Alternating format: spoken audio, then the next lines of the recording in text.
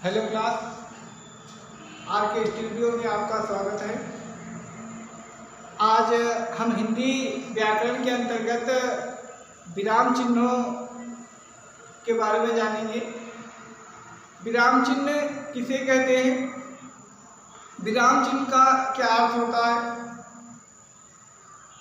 साधारण भाषा में विराम चिन्ह का अर्थ जो है रुकना या ठहरना होता है। जब हम किसी भाषा में अपनी बात को प्रकट करते हैं तो कुछ समय के लिए हम रुकते हैं और फिर अपनी बात को आगे कहते हैं। यही रुकना या ठहरना जो है विराम चिन्ह का मतलब बताता है। विराम चिन्ह का अर्थ होता है रुकना, रुकना या ठहरना, ठहरना। आइए हम जान लेते हैं कि इन विराम चिन्हों में किस विराम चिन्ह का क्या महत्व होता है। सबसे पहले हम जानते हैं अल्प विराम। जो ये शब्द अल्प विराम दिया हुआ है, अल्प विराम को जो हम जिसे कॉमा भी बोलते हैं या इसे अल्प विराम हिंदी में बोलते हैं। जब हम कोई वाक्य लिखते हैं या कहीं पर ऐसा वाक्य लगा हुआ दिखता है तो इसका मतलब है वहाँ पर हमें थोड़ी देर के लिए रुक जाना चाहिए। उदाहरण के तौर पर आप देख सकते हैं सीता, गीता और रीता विद्यालय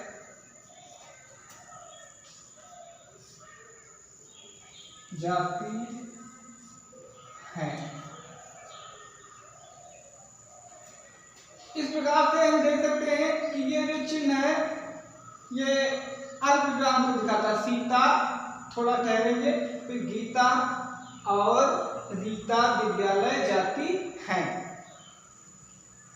अगला जो हमारा शब्द है अर्ध विराम। अर्ध विराम का मतलब जो है जब अल्प विराम से कुछ अधिक, अल्प विराम से कुछ अधिक और पूर्ण विराम से कुछ कम, अल्प विराम से कुछ अधिक और पूर्ण विराम से कुछ कम, जहां पर ठहराव होता है वहां पर अर्ध विराम होता है। जैसे अब देख सकते हैं वह रोता चिल्लाता रहा, वह रोता चिल्लाता रहा। लोग देखते रहे, लोग देखते रहे, लोग देखते रहे। कुछ उसके पास आए और कुछ उससे दूर चले गए। तो ऐसे वाक्य में हम अर्ध विराम को देख रहे हैं। वह रोता चिल्लाता रहा, लोग देखते रहे, कुछ पास आए,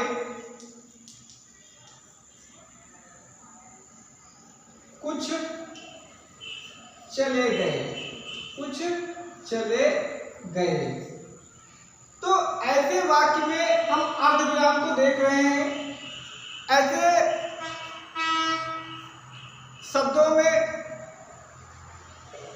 वाक्यों में हम अर्ध विराम का प्रयोग करते हैं। आगे हमारा है पूर्ण विराम। पूर्ण विराम वह चिन्ह होता है जहां पर हमें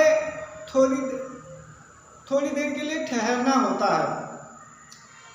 जहां वाक्य पूर्ण होता है, जब वाक्य पूर्ण होता है तो वहां पर पूर्ण विराम का हम प्रयोग करते हैं। जब हम अपनी बात को अच्छी प्रकार से या पूर्ण रूप से कह लेते हैं या हमारी बात जब पूरी हो जाती है तो वहाँ पर हम पूर्ण विराम का प्रयोग करते हैं। जैसे आप देख सकते हैं, वह खेलने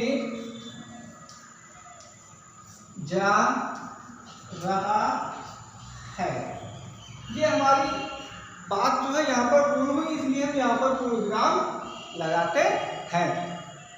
आगे हम देखते हैं योजक चिन्ह। योजक चिन्ह जो होता है, योजक का अर्थ होता है जोड़ने वाला।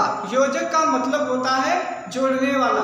जहाँ पर दो पदों को आपस में जोड़ा जाता है वहाँ पर योजक चिन्ह लगाया जाता है। अथवा कह सकते हैं जहाँ पर दोनों शब्दों का महत्व बराबर का होता है वहाँ पर हम योजक चिन्ह का प्रयोग करते हैं। उदाहरण के तौर पर आप देख सकते हैं माता पिता, माता पिता, भाई बहन। तो इस वाक्य में जो है योजक चिन्ह का प्रयोग किया गया है। आगे जो हमारा निर्देशक चिन्ह, निर्देशक चिन्ह जो है वह चिन्ह होता है जो आकार में बड़ा होता है। विषय विभाग संबंधी प्रत्येक शीर्ष के वाक्यों में वाक्यांशों अथवा दो के मध्य समय या भाव को विशिष्ट रूप से व्यक्त करने के लिए प्रयोग किया जाता है। वहाँ पर योजक चिन्ह या निर्देशक चिन्ह का प्रयोग करते हैं।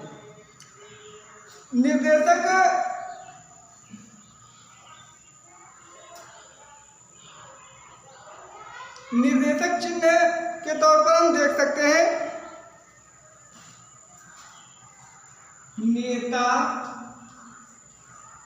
नेताजी सुभाष चंद्र बोस ने कहा, ये हमारा योजक चिन्ह है। तुम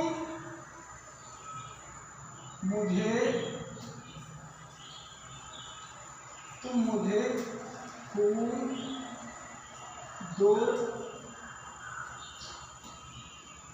मैं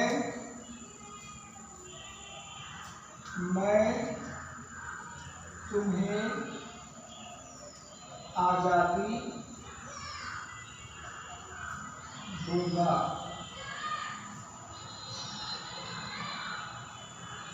तो इस वाक्य में आप देख सकते हैं नेताजी सुभाष चंद्र बोस ने कहा, ये जो निर्देशक चिन्ह को दर्शाता है तुम मुझे खून दो मैं तुम्हें आज़ादी दूंगा। ये निर्देशक चिन्ह होता है। जब कोई व्यक्ति अपनी बात को कहता है तो उसे योजक चिन्ह के निर्देशक चिन्ह के माध्यम से दर्शाया जाता है। आगे आपका है प्रश्नवाचक चिन्ह। प्रश्नवाचक चिन्ह ऐसे वाक्यों में लगाया जाता है जिन वाक्यों में जब कोई आपसे प्रश्न पूछता है या आप किसी से प्रश्न पूछते हैं, ऐसे वाक्यों में प्रश्नवाचक चिन्ह का प्रयोग किया जाता है। जैसे वह क्या कर रहा है, वह क्या कर रहा है। तो इसमें क्या शब्द जो है वो प्रश्नवाचक शब्द है और यहाँ पर क्वेश्चन मार्क या प्रश्नवाचक चिन्ह लगा हुआ, जिसे इंग्लिश में प्रश्नवाचक चिन्ह बोलते हैं। आगे हमारा है विस्मयादि बोधक चिन्ह। विस्मयादि बोधक चिन्ह ऐसे वाक्यों में लगाया जाता है जहां पर हमें आश्चर्य का अनुभव होता है। ऐसे वाक्यों में विस्मयादि बोधक शब्द का प्रयोग किया जाता है। जैसे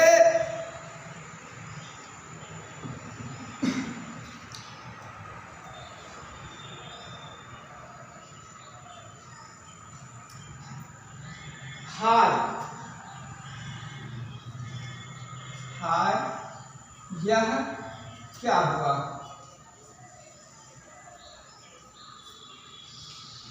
हाय यह क्या हुआ। तो ये विस्मयादि बोधक हाय, अरे, छी, धन्य धन्य, हे, भो आदि ऐसे शब्द विस्मयादि, इन शब्दों के बाद में विस्मयादि बोधक चिन्ह का प्रयोग किया जाता है। आगे उद्धरण बोधक चिन्ह। उद्धरण बोधक चिन्ह जो होता है ये अन्य पुरुष के कथन को, जब कोई पुरुष किसी वाक्य या शब्द को के माध्यम से अपनी बात को कहता है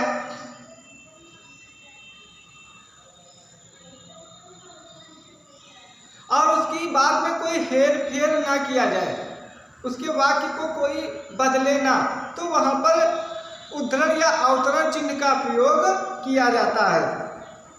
जैसे उदाहरण के तौर पर आप देख सकते हैं, सादा जीवन, सादा जीवन, उच्च विचार। सादा जीवन, उच्च विचार। तो इस वाक्य में उद्धरण चिन्ह का प्रयोग किया गया है, इसलिए अवतरण चिन्ह के नाम से भी जानते हैं। आगे कोष्टक चिन्ह दिए हुए हैं। तो कोष्टक चिन्ह किसी वस्तु का निश्चित अर्थ प्रकट करने के लिए अथवा नाटकों को के पात्रों को भाव व्यक्त करने के लिए कोष्टक चिन्हों का प्रयोग किया जाता है। जैसे जब कोई शब्द बोला जाता है, आप समझ सकते हैं, उसके पिताजी बंबई, बंबई को हम मुंबई, उसी शब्द को दिखाएंगे जो सही है, तो इसको हम कोष्टक में लिख देंगे। उसी बात को जो है हम उसी के माध्यम से, उसी प्रकार वाक्य के माध्यम से लिख देते हैं। वहां पर हम उसके पिताजी बंबई जाकर पुजारी हो गए, पुजारी हो गए। तो इसमें जो है कोष्टक चिन्हों का प्रयोग किया गया है। आगे हम देखते हैं संक्षेप चिन्ह।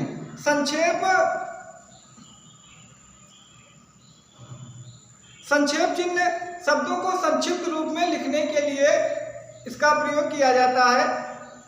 जैसे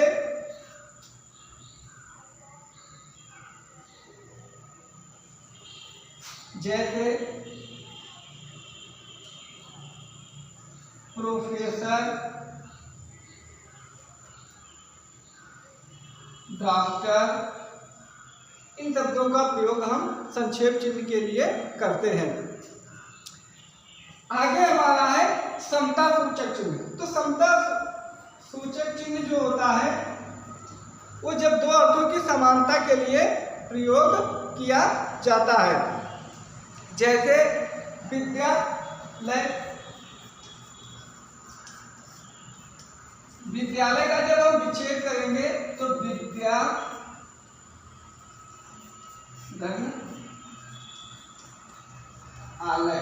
तो इस शब्द में जो ये इन दो शब्दों को जब हम संधि करेंगे या जोड़ेंगे तो यहाँ पर इसका ये समता सूचक चिन्ह लगाया जाता है। आगे हंस पद चिन्ह।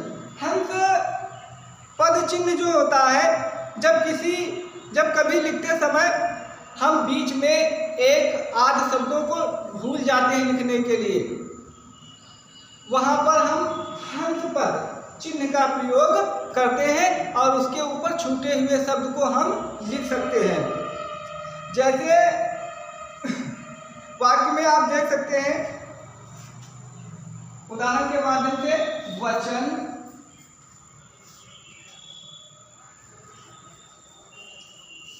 तीन प्रकार के होते हैं। तो यहाँ पर वचन तीन प्रकार के होते हैं, लेकिन हमने यहाँ पर तीन लिखने के लिए आप कह सकते हैं भूल गए या छूट गया, तो यहाँ पर हंस पद चिन्ह लगा करके ऊपर हम तीन को लिख सकते हैं। इसलिए हंस पद चिन्ह जो होता है वो छूटे हुए वाक्यों को लिखने के लिए दर्शाया जाता है। आगे हमारा रेखांकन चिन्ह। रेखांकन चिन्ह वह चिन्ह होता है जिस अंक के नीचे रेखा खींची होती है, उसे रेखांकन चिन्ह कहते हैं। आगे टिप्पणी सूचक चिन्ह। टिप्पणी सूचक चिन्ह जब किसी विशेष बात को हम कहने के लिए उस वाक्य में हम लगाते हैं तो वो टिप्पणी सूचक चिन्ह माना जाता है। तो ये आपके जो है विराम चिन्ह थे। विराम चिन्ह के माध्यम से आपने वाक्यों में ये किस प्रकार से लगते हैं उनके अर्थों को समझा और उनके महत्व को जाना। Thank you class.